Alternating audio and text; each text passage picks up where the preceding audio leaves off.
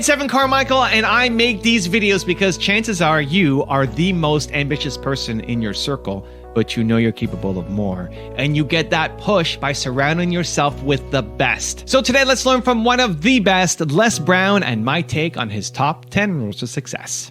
Enjoy. Okay, let's kick it off with rule number 1. Find your true self. I believe that all of us are born unique, but most of us die copies.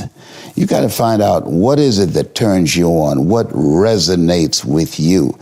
One of the things that I realized and what allowed me to become successful as a speaker, the speaking industry has been hijacked by people who speak to sell, and it's okay to do that and make money. I speak to change lives because somebody spoke and change my life. So this is my passion. This is my drive. This is something that I feel in my heart. And so the key to that hunger-driven life is a heart-centered life. I didn't do what I'm doing for years because of my programming, because of the culture in which I was raised in. I would see other people with degrees and PhDs and MBAs and credentials I don't have, and I convinced myself I couldn't do it. But Mr. Washington, on that day, we became friends, and he taught me not only someone's opinion of you does not have to determine your reality. He said that you have to work on yourself and you have to have an unstoppable attitude, and no excuse is acceptable, and you got to make it a priority, a non-negotiable in your life, and hold a constant vision of what it is you want to achieve. See it accomplished and go all out. Find a way to win. In spite of the setbacks, in spite of the disappointments, in spite of your failures. Rule number 2, always keep learning. The biggest leadership gap in our generation is the unwillingness by the majority of people to see the value of perpetually learning. That we have to be willing to commit ourselves to what Alvin Toffler talked about, to unlearn, learn, and relearn. Because today, innovation creates new ignorance. And new ignorance can only be eliminated by education. Knowledge is the new currency. And so as we look at ourselves, look at our goals and dreams, we must continuously upgrade our knowledge so that we can stay ahead of artificial intelligence. Rule number 3, be a great storyteller. Part of what allowed me to break through that the speaking industry was a good old boys network, and they were going around, the speakers were giving speeches and regurgitating information, as you are aware, from the book Think and Grow Rich by Napoleon Hill. Yes. Well, my mentor, Mike Williams, who wrote the book called The Road to Your Best Stuff, The Road to Your Best Stuff. He said, Brownie, if information could change people, everybody would be skinny, rich, and happy. Yes. Yeah, so what I do and how I train speakers is to use your story to create an experience. Oliver Wendell Holmes said that once a man or woman's mind has been expanded with an idea, concept, or experience, it can never be satisfied to going back to where it was. So you attract the attention, and with an experience that you create, the experience of your customer, the experience that you're able to create, and that interaction with the people that you want to attract, that you then direct that attention. And there's a reason that Steve Jobs said the storyteller is the most powerful person in the world. And he knew that. Here's a guy to talk about a product, and people have set up camp outside the store for 2 and 3 days, sleeping outside to get something they haven't laid hands on. They just heard the story about it. Khalil Gibran, in the book called The Prophet, he said, more than thirst and hunger, humans need stories. Rule number 4, live the life of service. To me, success is living a life of service. It's thinking about how is it that my life can be an instrument to leave the world in better shape than how I found it. It's what is it that I can do, that I can give to others, that I bring? If it's my music, if it's my artwork, if it's my words, if it's living a life of a Mother Teresa, if it's one of Winston Churchill, if it's a President Barack Obama, it's about making an impact with your life. To me, of being of service to humanity. That to me, doing something that's a passion of yours, that you feel in your heart. Where the heart is, there your treasure is also. That to me is living a life of success. Also, if you want to have more self-belief and more self-confidence, I've created a special free program where every day for the next 254 days, I will send you an unlisted video to help you boost your self-belief and self-confidence. The link to join for free is in the description below. We have so much energy that can take us so far. It's necessary that you hook up with some other energy that can take you to the next level. I hooked up with them. They said, let's go. I said, away we go. If you're going to compete today, that you look for ways to amaze your customers. Rule number 5, find a coach. Talk to me about the value of a coach, having a coach, and having a mentor.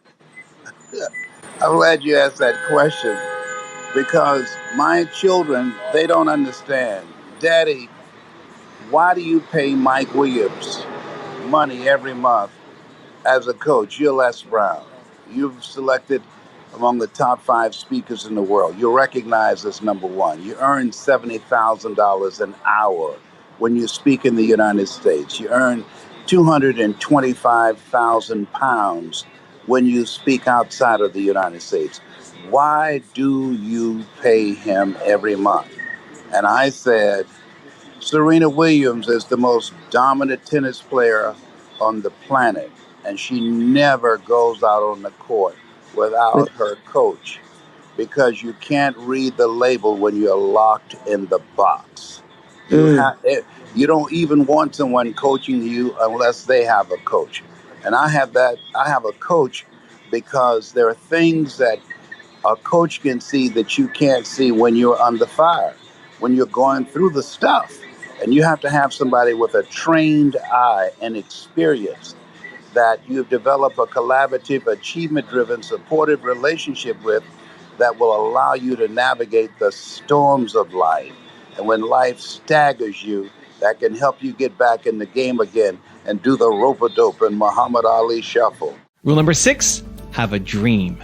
The imagination is a preview of what's to come. And so as a kid, I dreamed a lot about taking care of my mother. I used to go with her to work to clean homes, and she kept her children, and she cooked for these wealthy families. My mother could bake a sweet potato pie so good you couldn't eat it with your shoes on. You had to take your shoes off so you could wiggle your toes. And I used to look at these big, beautiful mansions and said, Mama, what is it, Leslie? When I become a man, I'm going to buy you a big, beautiful home just like this. Oh, you don't have to do this. I said, I know, but you didn't have to adopt us either. And you did. And so I'm here with you because of 2 women. One gave me life, the other one gave me love. God took me out of my biological mother's womb and placed me in the heart of my adopted mother. And because of her example and my love for her and the passion that I felt in my heart, I've got to do something to make her proud. I've got to do something to put myself in position to be able to take care of her. That drove me. Nietzsche said, if you know the why for living, you can endure almost anyhow. Rule number 7, create supportive relationships. Today, in order for us to make it, even before the coronavirus, the suicide rate in America had increased by 32%. Today, in order for us to make it, we have to create what we're doing now, collaborative, achievement-driven, supportive relationships. One of the major issues we're facing right now is loneliness. And one of the major determinants of a long life, I thought it would be plant-based diet or becoming a vegetarian or a vegan or exercise. It's positive social relationships. That's the main factor. Rule number 8, have the discipline to surrender. I have a son who suffers from a mental illness, bipolar. And many times, like during this period in the last few months, has decided he didn't want to take his medication. I don't care how old your kids become, he's 35. They're always your children. So not only does it keep me up at night, but it keeps me singing a song. You about to make me lose my mind. Up in here, up in here. You about to make me act a fool up in here. I remember one night somebody called me and say, "Are you on Facebook?" I said, "No." Go to your son's Facebook, and he on there saying, "I spent more money on marijuana than I have on self-development. I'm Mrs. Mamie Brown's grandson." Let me tell you something. I needed some weed after watching him. So, the Book of Life said, "Think it not strange that you're faced in fiery furnaces in this world." It has been a humbling experience that I've been able to motivate and inspire young men around the world. And my son looked like I had him by myself, that I can't reach him. And so I have learned, Lord, grant me the serenity to accept the things that I cannot change. I can't change him.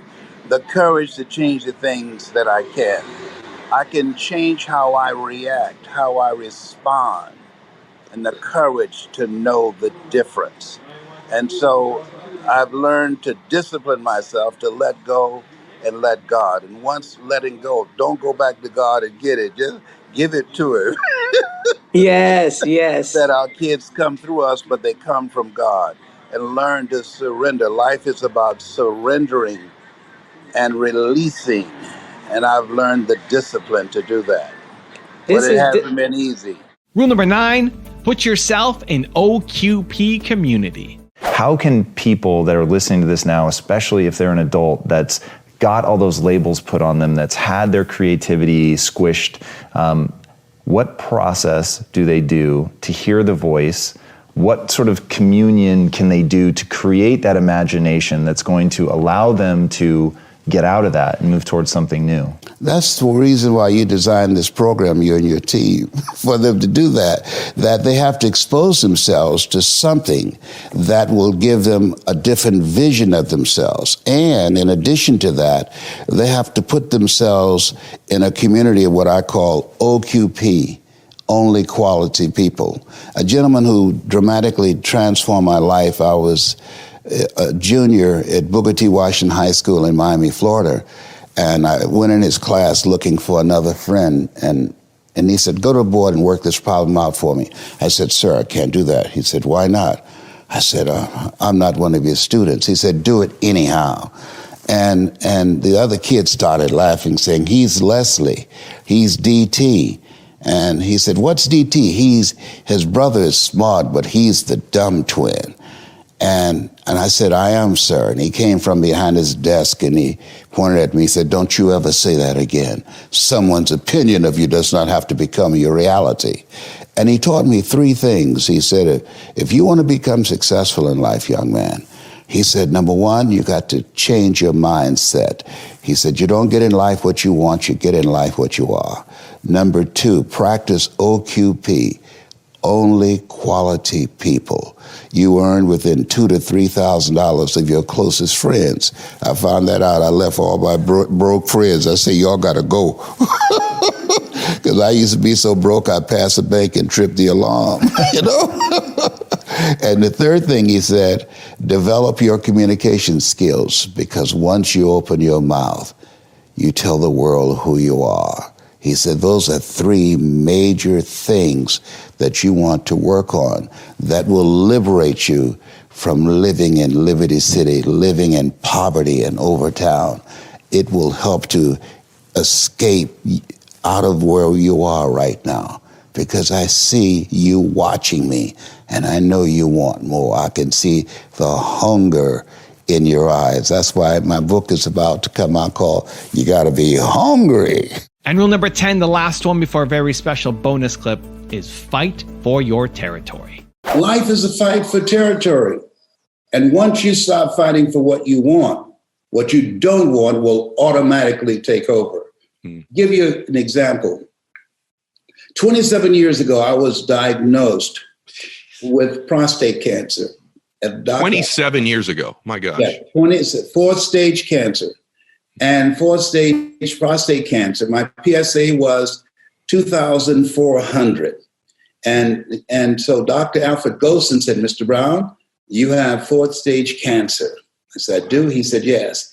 And it's metastasized to 7 areas of your body and it's eaten 43% of your T1 vertebrae. I said, whoa. He said, what? Why are you smiling? Did you hear what I just said? I said, yeah.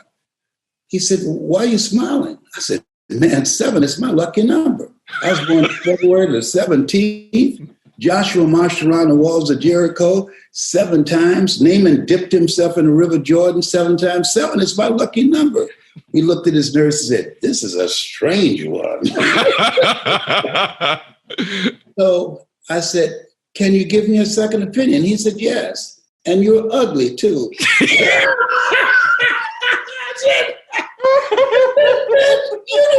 just called me ugly. You didn't go there. He said, you're ugly. He said, but you got this. You got this. I don't tell patients that they're terminally ill. What I say is my knowledge and my ability and my skills have terminated. Now you and God figure this out. He determines the prognosis. You got this.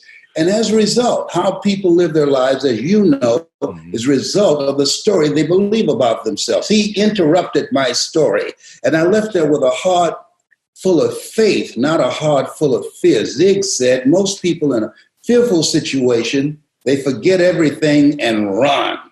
But there are a small number, the road to life is straight and narrow, few there be that find it, who face everything and rise. Now I've got a special bonus clip that I think you're going to enjoy. But before that, it's time for the question of the day. I want to know, what was your single biggest takeaway from this video? And what is your specific plan of action for the next week? When you just watch a video and get motivated by it, you have a 35% chance of following through. But when you get motivated and then create a specific plan of action, you have a 91% chance of following through. That's what we do here, Believe Nation. We get motivated, but then we do something about it. And when you commit to other people, you increase your chances even further of following through. So, what was your biggest takeaway from this video? And then what is your plan of action around it for this week? Put it down in the comments below because I want to celebrate you. When I think in terms of mentors, I think in terms of Mr. Leroy Washington, who was a high school teacher of mine, who told me, Mr. Brown, develop your mind and develop your communication skills, because once you open your mouth, you tell the world who you are. I admired his communication skills. He's a speech and drama instructor when I was in high school.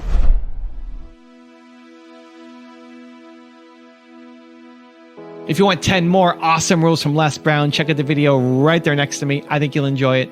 Continue to believe, and I'll see you there. The key to being a loser. Yeah, very important. Is not loving and appreciating yourself.